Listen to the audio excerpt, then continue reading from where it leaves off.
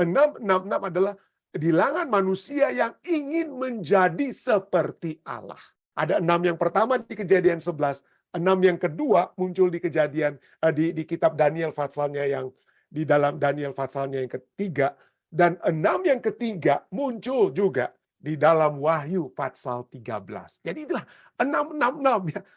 Jadi ini 3 kali diberikan kesempatan untuk berpindah ke 7 manusia untuk mengakui Allah.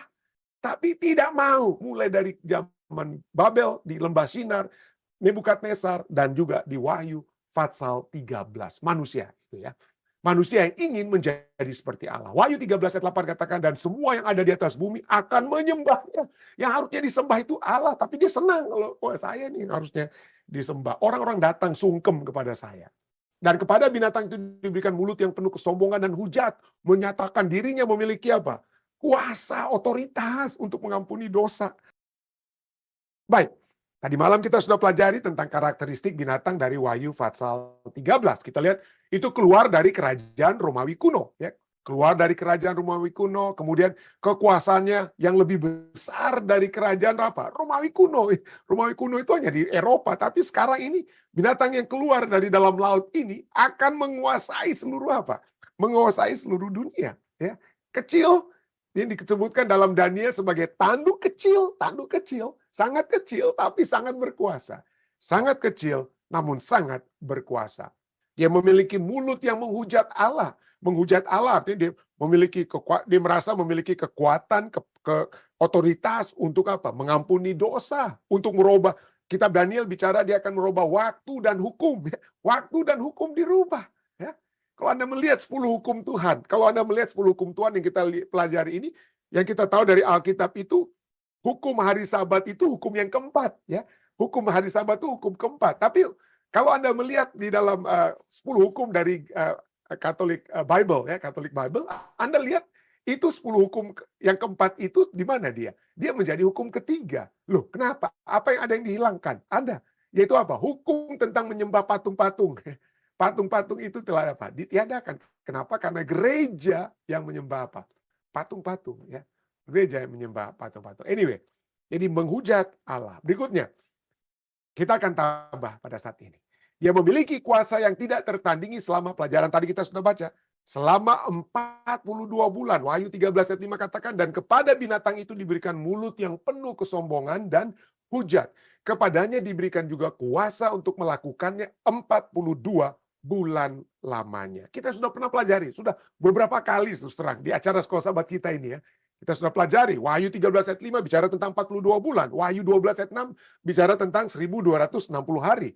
Wahyu 12 ayat 14 bicara tentang 3,5 masa. 3,5 masa. Wahyu 11 ayat 2 dan 3 digabungkan 42 bulan dan 1260 hari. Dan kalau kita hubungkan juga dengan Daniel 7 ayat 25 dan Daniel 12 ayat 7. Tolong dibaca ayat-ayatnya ya. Maka kita dapati masa yang diberikan kepada tanduk kecil itu merupakan apa? Yang paralel dengan binatang yang keluar dari dalam laut ini adalah apa? 3,5 masa.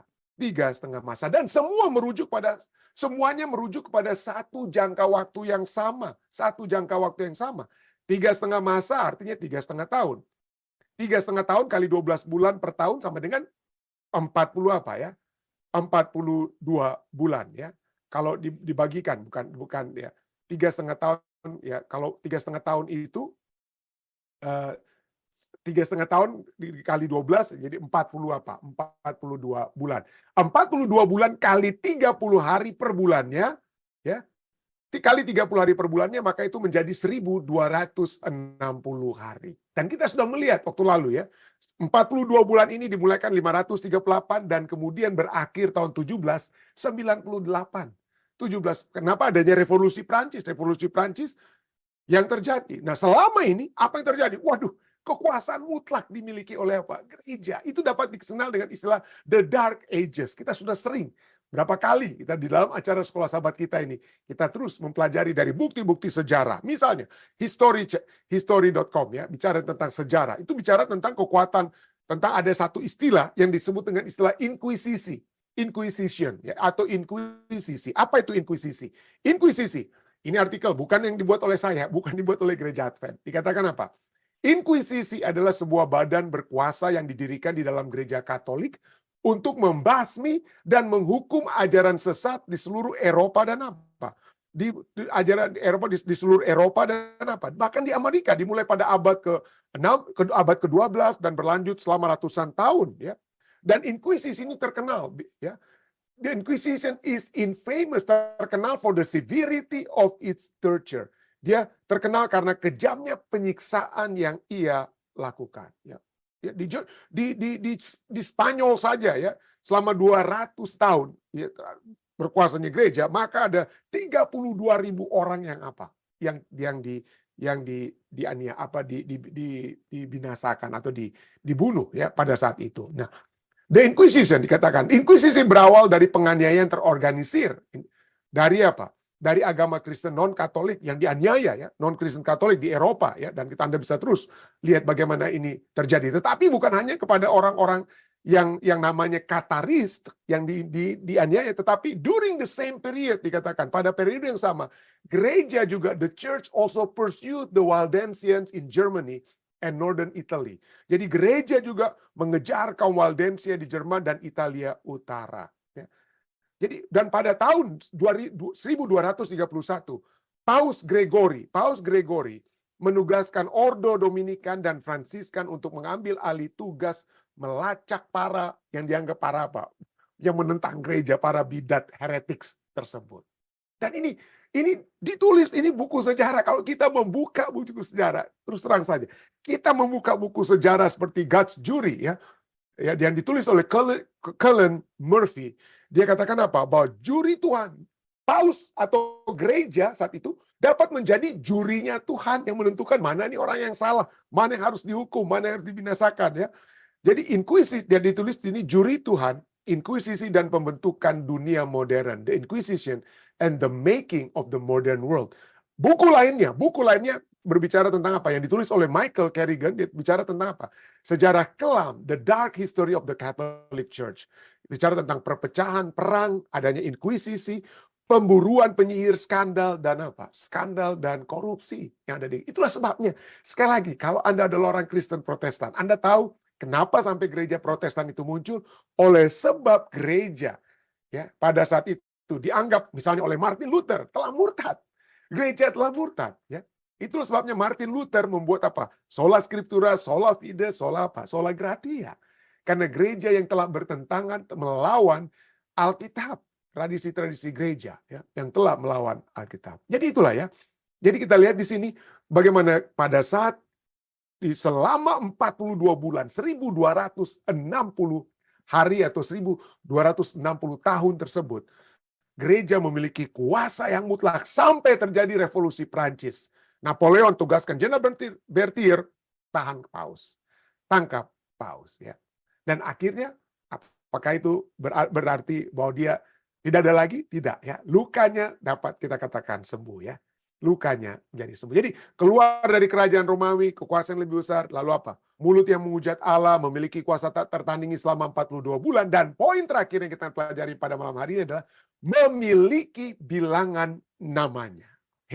Memiliki bilangan namanya. Baik, mari kita lihat Wahyu 13 ayat 16 dan 17 katakan, dan ia menyebabkan sehingga semua orang kecil atau besar, kaya atau miskin, merdeka atau hamba, diberi tanda pada tangan kanannya atau pada apa? Dahinya. Dan tidak seorang pun yang dapat membeli atau menjual selain daripada mereka yang memakai tanda itu, yaitu nama binatang itu atau bilangan namanya. Kita lihat bagaimana ini adalah apa? Tanda itu menyatakan kepemilikan ya. Mereka memiliki tanda seal. Ya, tanda artinya bukan hanya dia melakukan, tangan itu tanda untuk apa? Bekerja, untuk melakukan sesuatu. Bukan hanya dia memiliki satu membuat umat manusia dapat melakukan sesuatu, menggerakkan umat manusia, tetapi juga telah dapat diterima oleh umat manusia yang memilih untuk menyembah binatang tersebut. Jadi ide-ide dari binatang, filsafat teologi binatang itu sangat diyakini, pakem dalam dahi umat-umat yang menyembah binatang tersebut. Dan mereka juga bekerja untuk sesuai dengan keyakinan mereka, walaupun keyakinan tersebut adalah keyakinan yang salah dan berbeda dengan apa? Firman Tuhan, ya. Jadi itulah ya, dan tidak seorang pun yang dapat membeli atau menjual selain daripada mereka yang memakai tanda itu, yaitu nama binatang itu atau bilangan namanya. Apa maksudnya ini bilangan namanya? Baca ayat selanjutnya, ayat ke-18 dari Wahyu 13. Wahyu 13 ayat 18 katakan, yang penting di sini ialah hikmat. Yang penting memiliki apa? Hikmat, ya. Barang siapa yang bijaksana, baiklah ia menghitung bilangan binatang itu. Karena bilangan itu adalah bilangan seorang manusia, dan bilangannya ialah 666. Waduh, inilah membuat banyak orang pikir, waduh, mari kita lihat nih siapa nih manusia tersebut, ya. Hitler kah dia? Ya. Napoleon kah dia? Siapa itu? Bilangan seorang manusia. Siapa itu? Seorang manusia itu yang memiliki angka 666. Jadi banyak sekali film-film, buku orang untuk mencari tentang apa? Bilangan nama daripada manusia tersebut. Mari kita akan pelajari pada malam. Apa artinya ini? Bilangan manusia atau seorang manusia. Apa itu? Bicara tentang seorang manusia atau bilangan apa? Nanti kita akan lihat. Tapi poinnya adalah ada angka di sini. 666, 666. Kenapa ada angka 6? Kalau kita lihat angka itu memiliki arti, ya, memiliki arti, ya. Ada orang katakan, wah, saya memiliki nomor telepon angka yang apa, ya, angka yang manis atau angka yang bagus, angkanya bagus, ya. Kenapa? Karena misalnya orang-orang Chinese, ya, percaya dengan angka, misalnya angka 8, ya. 8. Anda tahu pada tahun 2008 ada di mana Olimpik itu diadakan? Olimpik, ya, Olimpik di olahraga di dunia di tahun 2008, ya. 2008 di mana? Di China, di Cina, ya. Dan kapan Anda tahu kapan itu Olimpik di Cina itu pada tahun 2008 itu dimulainya itu biasanya kalau Olimpik kan biasanya itu bulan-bulan Juli itu apa, ya. Tapi khususnya waktu lalu itu yang di Cina itu bukan di bulan ke-7 atau bulan Juli, tapi di bulan berapa? Agustus, bulan ke-8. Kapan pembukaannya? Jadi bulan 8, tanggal 8 Agustus, bulan 8, tanggal 8 Agustus 2008, dan Anda tahu kapan permulaan upacara Olimpik di China tahun 2008 pada tanggal 8 Agustus 888 dimulai jam 8 malam. Kenapa? Karena keyakinan, kepercayaan angka emasnya orang Chinese adalah apa? Angka 8. Hoki, nama hoki. Hoki dan lain sebagainya. Dan ini adalah satu hal yang memang bukan hanya terjadi di dunia saat ini. Di dalam Alkitab sendiri, ya. Angka 5, kita sudah pernah pelajari, dan kita lihat lagi, ya.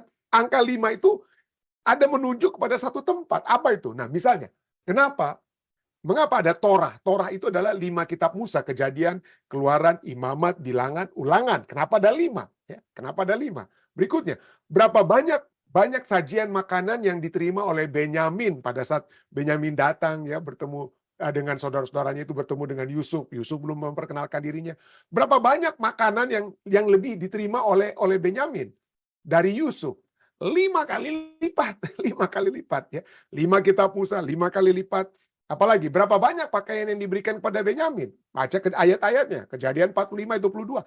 5 setel pakaian yang diberikan kepada Benyamin. Jadi berapa banyak saudara Yusuf? Yusuf punya ada 11 saudara, ya. Yusuf punya 11 saudara laki-laki, tapi hanya berapa yang dibawa untuk menghadap Firaun menurut Kejadian 47 ayat 2? Hanya 5 yang dibawa oleh Yusuf. Jadi angka 5 itu adalah merujuk kepada apa? Merujuk kepada Mesir. Orang Mesir punya angka hoki, ya. Yang peninggalan arkeologis menunjukkan pada saat orang-orang Mesir, ya, Firaun memberikan hadiah ini dan itu, mereka 5. Ya, kenapa? Karena 5 itu angka hokinya apa? Angka hokinya orang Mesir. Bagaimana dengan 6? Itu angka hokinya siapa? Angka 6 itu adalah angka yang penting di mana? Di Babylon, orang-orang Babylon, ya. Kalau kita lihat bagaimana angka 6 ini muncul dari Wahyu 13 dan juga Daniel 3. Wahyu 13 bicara tentang angka 666, ya. Ada binatang pertama, patung, ya, patung dari binatang pertama, ya. Dan kemudian ada perbaktian universal, ada dekrit kematian. Demikian juga Daniel 3. Daniel 3 itu bicara tentang 60 kali 6. Ada 60 hasta tinggi patung Nebukadnezar kali lebarnya 6 hasta. Dan patungnya bukan patung binatang pertama seperti di Wahyu, tapi patung apa? Nebukadnezar, ada perbaktian, semuanya harus berbakti, kalau tidak berbakti, mati. Jadi Nebukadnezar ini, kenapa dia mendirikan, kenapa dia dirikan patungnya itu bukan 70 kali 7, kenapa harus 60 kali 6? Karena 6 itu adalah angkanya di mana? Angkanya di Babylon, angkanya Babylon ya. Itulah sebabnya Wahyu pasal 13 dan 14 juga bicara tentang apa? Runtuhnya Babel itu ya karena kekacauan, ya, sumber kacauan. Nah, angka 6 ini adalah angkanya orang Babylon ya. 61 jam 60 menit ya. 1 menit 60 detik itu bukan ditemukan oleh orang Switzerland yang biasa bikin jam, tapi itu ditemukan oleh siapa? Orang Babylon ya. Ya juga 360 derajat, 190 derajat dan 360 derajat itu ditemukan di mana? Itu ditemukan di Babylon. Atau simbol daripada farmasi atau kesehatan gitu, ada ular yang melingkar-lingkar ya. Itu adalah apa? Itu adalah simbol dari Babylon ya. Simbol dari Babylon, 6 lingkaran tersebut. Dan sering kita juga lihat bagaimana kalau seorang imam Babilonia menggunakan apa? Jubahnya itu ada bilangan-bilangan nama. Nah, bilangan-bilangannya itu adalah penemuan arkeologi menunjukkan semuanya ini. Kalau Anda jumlah-jumlahkan dari bawah ke atas ke bawah, kiri ke kanan dan menyimpang semua itu jumlahnya menjadi berapa? 6 ya, 6. Dan angka 6 dalam kitab Daniel ya, makanya kita lihat angka 6 dalam kitab Daniel. Misalnya kita lihat bahwa elemen mimpi Nebukadnezar dalam Daniel 2. Yang pertama, Daniel melihat apa? Ada berapa elemen? Pertama, emas yang melambangkan raja apa? Kerajaan Babylon. Lalu ada perak, ada perunggu, ada besi, ada tanah liat, dan kemudian ada apa? Batu. Ada batu yang keluar ya, yang tidak tanpa tangannya. Itu Anda bisa baca dari Daniel pasal 2. Jadi ada 6 elemen. Dan kita sudah pelajari tadi, ukuran patung Nebukadnezar dalam Daniel 3 ayat 1 adalah tinggi 6 hasta dan lebar 6 hasta. Dan para dewa yang dipuja-puji di pesta Belshazzar dalam Daniel 5 ayat 4, coba kita lihat berapa dewanya? Dewa emas, dewa perak, dewa perunggu, dewa besi, dewa kayu, dan dewa apa? Dewa batu. Jadi angka 6 ini apa? Adalah angkanya yang Babylon ya. Dan di dalam Wahyu 14 katakan, pekabaran malaikat kedua katakan sudah rubuh Babel ya. Kekacauan. Itu merujuk juga kepada apa? Babilonia. Tapi bukan hanya itu. Itu memiliki juga satu pemahaman. Angka 6 ini memiliki satu pemahaman. Mari kita kembali. Yang penting di sini dikatakan, yang penting di sini ialah hikmat. Barang siapa yang bijaksana, baiklah ia menghitung bilangan binatang itu, karena bilangan itu adalah bilangan seorang manusia, dan bilangannya ialah 666. Kita lihat, ini apakah bilangan seorang manusia atau bilangan manusia? Oke, ini karena kalau kita cuma pikir ini bilangan seorang manusia, maka kita coba-coba, wah nih mungkin Adolf Hitler, ya, apalagi, wah banyak, ini mungkin Napoleon Bonaparte itu seorang manusia, dia itu yang 666 dan lain sebagainya. Tapi mari kita lihat secara alkitabiah, apa itu? 666 adalah angka manusia, ya. Wahyu 13 ayat 18 katakan bilangan apa? Bilangan seorang manusia. Tapi kalau kita lihat terjemahan Alkitab ya, dan juga bahasa aslinya nanti ya, maka menurut New King James Version seperti bahasa Indonesia, the number of a man, bilangan dari seorang apa? Seorang manusia. Tetapi New International Version dari ayat ini katakan, for it is man's number. Ini adalah manusia punya bilangan. Jadi bilangan manusia, bukan bilangan seorang manusia, tapi nomornya manusia.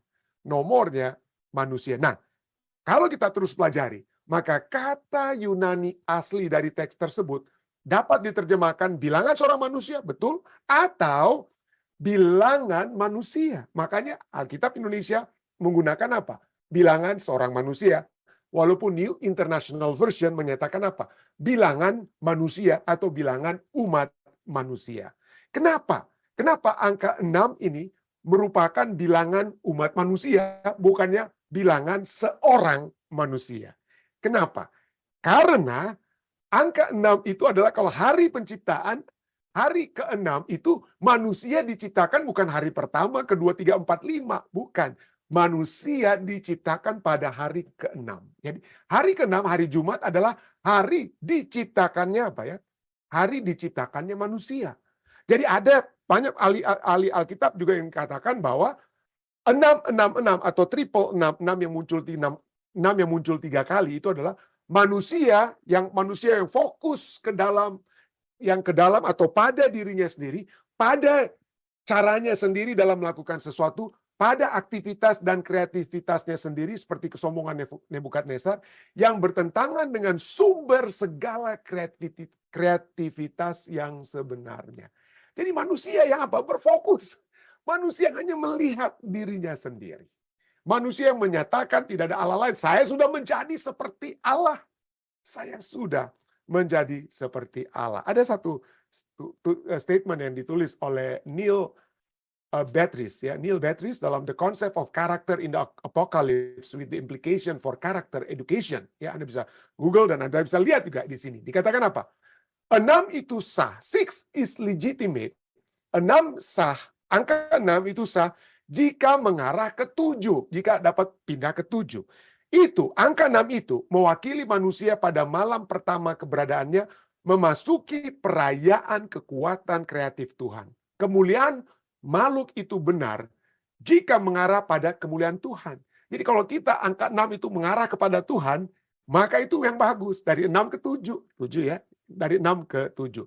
666 menurut Neil Beatrice dikatakan 666 bagaimanapun ya, however, melainkan kenapa ya, bertolak belakangnya itu apa? Melainkan mewakili penolakan manusia untuk melanjutkan perjalanannya ke 7. Manusia yang tidak mau singgah kepada Tuhan. Manusia yang hanya mau berfokus kepada dirinya sendiri, nggak mau melangkah untuk masuk menuju kepada Tuhan ya. Jadi penolakan manusia untuk melanjutkan ke 7 untuk memuliakan Tuhan sebagai pencipta dan penebus. Ya. It represent man's fixation with himself. Itu mewakili keterikatan manusia. Keterikatan manusia dengan dirinya sendiri. Manusia yang mencari kemuliaan dalam dirinya dan dalam ciptaannya sendiri. Ini berbicara tentang kegenapan ciptaan dan semua kekuatan kreatif tanpa Tuhan. Praktek ketiadaan Tuhan. Ini atau 666 ini menunjukkan bahwa orang yang belum dilahirkan kembali dan terus menerus apa? Terus menerus jahat. Yang kita harus, dengan kata lain apa yang dikatakan Neil Beatrice, kita sebagai manusia yang diciptakan di hari yang ke-6, ya, itu bilangan kita itu 6, tapi kita tidak akan pernah sempurna. 7 kan angka sempurna ya. 7 jemaat ya dan lain sebagainya, 7 kaki dian dan begitu banyak di Alkitab itu 7 itu kesempurnaan. Tapi manusia yang 66 ini nggak mau sempurna. Diminta untuk datang kepada Tuhan, tapi dia terus di 6 terus. Dia berada di dalam dirinya sendiri. Tidak mau pindah kepada apa? Pindah kepada 7, pindah kepada Tuhan. Jadi dengan kata lain, 666 adalah bilangan manusia yang ingin menjadi seperti Allah. Dia diminta untuk datang kepada Allah. 6 diminta untuk datang kepada 7, tapi dia nggak mau, dia bertahan. Ditarik 6, ditarik lagi jadi 6. 6 dengan kata lain ya. Dia terus-menerus bertahan di 6.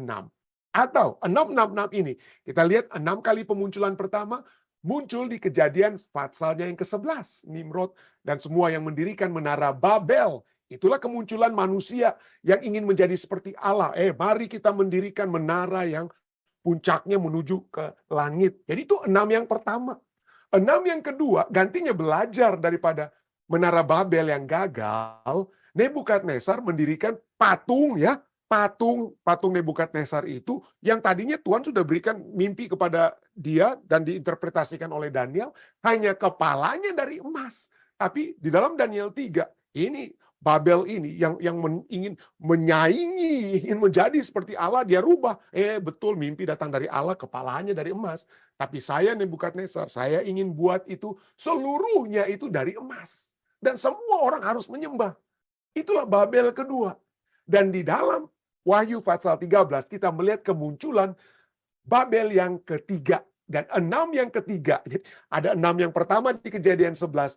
6 yang kedua muncul di Kejadian di kitab Daniel pasalnya yang di dalam Daniel pasalnya yang ketiga, dan 6 yang ketiga muncul juga di dalam Wahyu pasal 13. Jadi itulah 666 ya. Itu artinya tidak mau lagi, dia tidak ada lagi. Artinya kesempatan untuk berpindah kepada Allah itu tidak dia mau gunakan. Seperti kita kan, kalau kita panggil anak kita atau kalau nakal, jangan sampai papa hitung 3 kali ya. 3 kali kalau kamu masih melanggar, terus. Nah, mungkin kita bisa spank sedikit itu anak itu ya. 3 kali begitu ya. Jadi ini 3 kali diberikan kesempatan untuk berpindah ke 7 manusia untuk mengakui Allah. Tapi tidak mau, mulai dari zaman Babel di Lembah Sinar, Nebukadnezar, dan juga di Wahyu pasal 13. Manusia itu ya. Manusia yang ingin menjadi seperti Allah. Wahyu 13 ayat 8 katakan, dan semua yang ada di atas bumi akan menyembahnya. Yang harusnya disembah itu Allah, tapi dia senang kalau saya nih harusnya disembah. Orang-orang datang sungkem kepada saya. Dan kepada binatang itu diberikan mulut yang penuh kesombongan dan hujat, menyatakan dirinya memiliki apa? Kuasa, otoritas untuk mengampuni dosa ya. Dan Yohanes 10:33 yang apa? Ini seperti kita sudah pelajari tadi malam. Jawab orang Yahudi, bukan karena suatu pekerjaan baik maka kami mau melempari engkau Yesus ya, melainkan karena engkau menghujat Allah dan karena engkau sekalipun hanya seorang manusia saja menyamakan dirimu dengan Allah. Menyamakan dirimu dengan Allah. Jadi kita harus melihat bagaimana dalam sejarah, dan ini yang tertulis, kita sudah sering ulang-ulangi. Coba Anda Google saja ya. Ada bukunya, tapi kalau Anda mau Google bisa lihat ini Papal Encyclicals online ya. Apa yang dinyatakan oleh Paus sendiri, dan ini pada saat dia menuliskan ya, Praeclara Gratulationis Publicae, yaitu The Reunion of Christendom, maka Paus Leo yang ke-13 di tahun 1894 ini yang dia tulis. Ini yang saya ambil langsung dari apa? Ini organ resmi dari Vatikan, saudara. Bukan konspirasi teori saya, bukan ya. Saya tidak suka dengan konspirasi teori atau apa ya. Tapi ini satu hal yang memang sudah dinyatakan. Ada di online sudah tertulis. Apa yang ditulis di situ? Ini dia. Ya. Dikatakan apa? We hold upon this earth the place of God Almighty. Di atas bumi ini, kami memegang tempat Tuhan yang apa? Maha Kuasa. Ya, dengan keselamatan yang dapat diberikan oleh Tuhan melalui kami, melalui mereka. Ya. Dan kebenaran itu dapat diperoleh melalui mereka, bukan melalui firman Tuhan. Jadi apa yang tradisi gereja berikan, itu yang dapat terjadi dan lain sebagainya. Firman Tuhan sudah menjelaskan tentang kuasa ini. Bukan hanya dalam kitab Wahyu, 2 Tesalonika 2 ayat 3 dan 4, Rasul Paulus menuliskan kepada jemaat Tesalonika, janganlah kamu memberi dirimu disesatkan orang dengan cara yang bagaimanapun juga. Sebab sebelum hari itu haruslah datang dahulu murtad dan haruslah dinyatakan dahulu manusia durhaka yang harus binasa. Yaitu lawan yang meninggikan diri di atas segala yang disebut atau yang disembah sebagai Allah. Bahkan ia duduk di bait Allah dan mau menyatakan diri sebagai Allah. 2 Tesalonika 2 ayat 3 dan 4. Pada satu saat, pada saat manusia di dalam dunia ini, kita sudah tahu saat ini, keadaan tidak semakin membaik mungkin ya. Terus terang saja, masalah-masalah sosial, masalah-masalah. Dulu orang kalau mencuri itu takut sekali. Sekarang di Amerika Serikat itu banyak di kota-kota besar pencuri-pencuri masuk aja mereka masuk aja mereka ke supermarket, ambil aja, keluar santai aja walaupun ada kamera di situ. Ada orang-orang yang sedang melihat interview di tempat di supermarket itu tetap aja ada orang. Masalah social problem, masalah drugs. Ya. Di Amerika Serikat masalah drugs itu semakin hebat. Sexual immorality, economic uncertainty, masalah ekonomi yang tidak semakin menentu. Rising crime, natural disasters. Waduh, kalau kita cuma mau mempelajari tentang masalah-masalah yang akan terjadi dalam dunia ini, itu betul-betul terjadi. Ini bukan konspirasi teori, saudara. Penyelidikan demi penyelidikan sudah terbukti, ya, terbukti. Tetapi bagaimana ini mungkin dapat menyebabkan kuasa yang tadinya menjadi kuasa penganiaya di abad ke-8 itu dapat dapat menjadi kekuatan kembali. Pelajaran kita sudah kita lihat. Bagaimana di akhir pada saat kita menghadapi semua masalah-masalah dalam dunia ini seperti waktu pandemik. Saya sudah katakan, kita sudah pernah lihat waktu lalu. Pada saat itu umat manusia diminta, mari dong kita kembali kepada Tuhan. Marilah kita berdoa bersama. Ya, marilah kita bersolider satu dengan yang lainnya. Mari kita bergabung bersama-sama untuk mengatasi masalah-masalah ini. Ya, mari kita berbakti pada hari yang dapat kita bersekutu bersama. Tapi pada saat itu apa yang terjadi? Maka itu akan menyebabkan minoritas yang tidak mau itu akan apa? Mengalami masalah. Apakah ini mungkin terjadi di Amerika Serikat? Apa ini mungkin? Kan di Amerika kan sudah semakin sekuler, pendeta. Banyak orang tidak lagi masuk gereja. Banyak orang tidak lagi mau datang kepada Tuhan. Pandemik lalu. Pada saat pandemik, begitu pandemik itu datang, begitu banyak orang-orang yang berdoa mau kembali kepada Tuhan, saudara. Mau kembali kepada Tuhan. Dan apalagi dengan adanya masalah demi masalah yang seperti kita lihat pada saat ini, maka umat manusia itu akan mencoba untuk beribadah dan menyelesaikan masalah yang terjadi di dalam dunia ini. Tapi poin utamanya, kepada siapa kita mau beribadah? Kepada siapa kita mau beribadah? Itulah sebabnya kita akan melihat besok, ya. Kita akan melihat besok bagaimana kekuatan untuk menyatukan ini adalah kekuatan yang dibawa oleh satu negara yang sudah juga dinubuatkan di dalam Daniel pasal 13. Daniel pasal 13. Dan bagaimana ini negara ini dapat bersatu, bersekutu dengan apa? Kepahusan yang kata lainnya, Vatikan, ya. Untuk dapat apa? Untuk dapat membawa atau mengajak dunia untuk bersekutu, ya. Untuk bersekutu dalam peribadatan. Nah, itu adalah satu pelajaran yang kita akan sambung besok, ya. Kita akan sambung bersama besok. Tapi saat ini, inilah yang dapat saya sampaikan, bahwa ada satu kuasa yang mencoba menyatakan dirinya sebagai Allah, manusia yang durhaka, yang meninggikan apa? Dirinya. Dalam sejarah ini terjadi. Tetapi secara individu, second application kepada diri saya pribadi, kepada kita semua, marilah kita melihat siapa kita. Kita manusia. Kita adalah manusia. Kita adalah 6 dengan kata lain. Dan 6-nya kita itu, ya, 6-nya kita itu tidak akan bisa membawa kepada keselamatan. Kita harus pindah kepada 7. Kita harus datang kepada siapa? Kepada Tuhan, ya. Kita harus menyatakan diri kita sebagai manusia yang berdosa. Yang walaupun setan katakan kamu akan menjadi seperti Allah, tapi saya adalah manusia. Saya tidak pernah dapat menjadi seperti Allah. Itulah sebabnya kita hanya dapat bergantung sepenuhnya kepada Tuhan.